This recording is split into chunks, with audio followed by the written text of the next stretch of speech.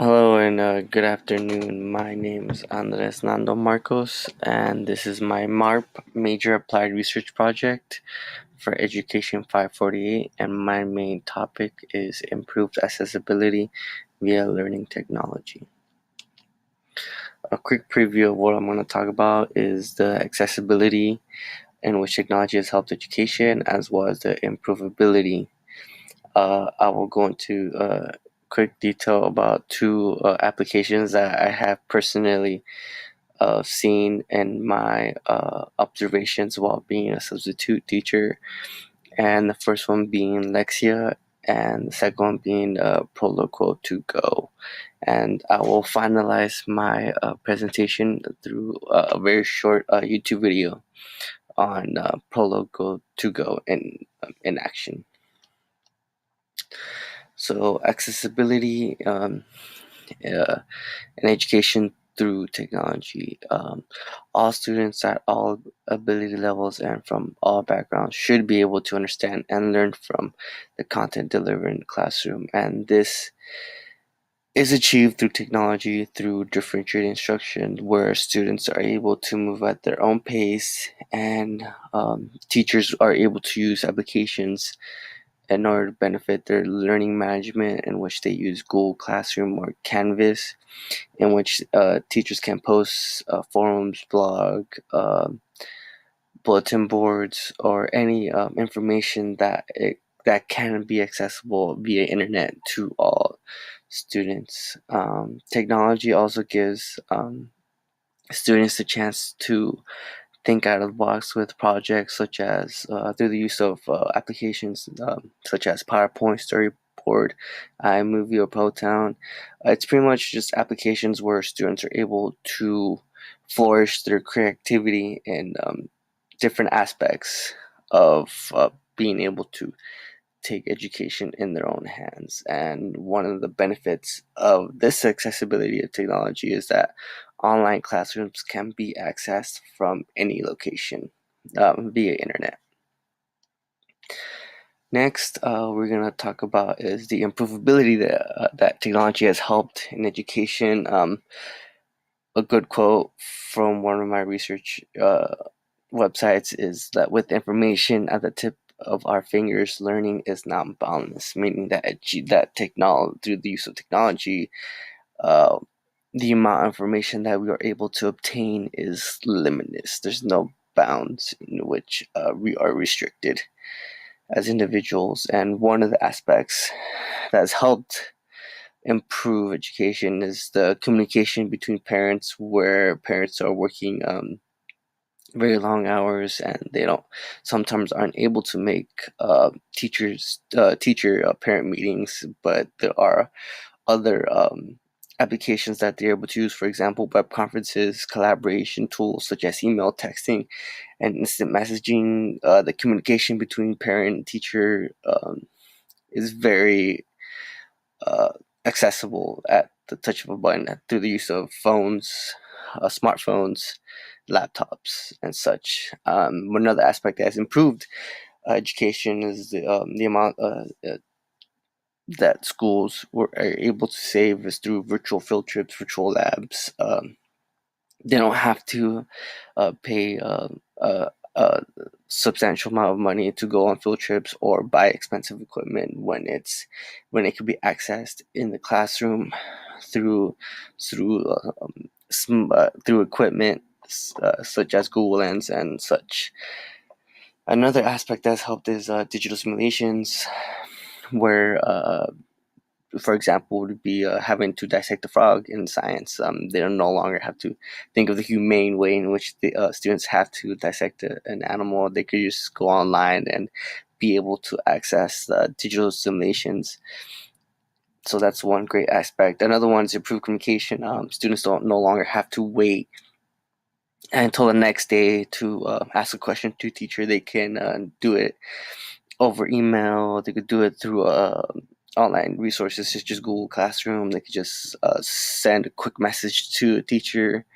So the response and the communication is very good. Another aspect is the advanced research, where information is obtainable very fast. They don't students no longer. I mean, they can, but they don't have to go to a library.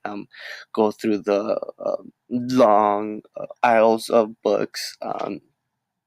Information nowadays can be accessed through open up a browser and searching in the search engine, type in a few words, and in a matter of seconds, they're able to obtain 15,000 results over through a couple words. Another aspect is the effectiveness of assessments. Teachers can use amazing applications in which the response is very fast, where it could tell teachers how many questions the students were able to get correct on assessment, or what questions they missed, or what questions everyone understand. This is very effective in terms of differentiated instruction, where teachers can either spend a lot of time on one subject, or do just a quick review. But this is a very important information in which teachers no longer have to guess what students know. Now they know exactly what they need and what they need to know, and any information that they're missing. And then one final aspect that learning through technologies is very fun, because students nowadays do it, teachers do it, whether they use smartphones, social media, and such. By that I mean that they have different ways of learning. It's no longer just pen and paper and pencil. It could be fun as well. And then one application I want to talk about is Lexia, which I've seen in my field as a subject teacher, and it's very good for English language learners. And Lexia and is pretty much empowering literacy educators through adaptive assessments and personalized instructions. The three foundations of Lexia is the independent student-driven learning, where they're able to demonstrate proficiency at their own pace, as well of ongoing data to drive instructional priorities, where I'll tell teachers what they're lacking or what they are specializing in. Teachers no longer have to guess where they're at. And then one important aspect of Lexia is that it provides resources for direct instruction and student practice. So not only does it tell teachers what the student needs, but also gives them recommended specific resources. One application that I've seen in many special needs classrooms is the Political Tool to Go, and it's a fully featured augmented communication application that offers picture and text and keyboard options for message formulation.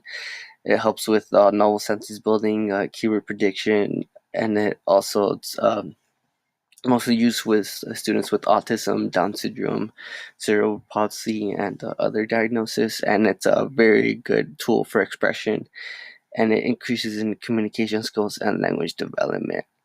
So it's a very awesome, amazing application in which students with needs, special needs, are able to access and be able to communicate with teachers. And then there's a quick video on Pologo and its use. My name is Tommy. Dumb. Ruff, ruff. Ruff, ruff. My name is Rose. Hand mixer. Give. Me. Hand mixer. My name is Emily. I love it. That was so cool. I love it. That was so cool. Being nonverbal doesn't mean we can't speak. We want to show you who we are. Anywhere. And anytime. My name is Tommy. And well, that's the end of my presentation. I hope you enjoyed it. And one final note is that it's amazing how far education has come, technology in education.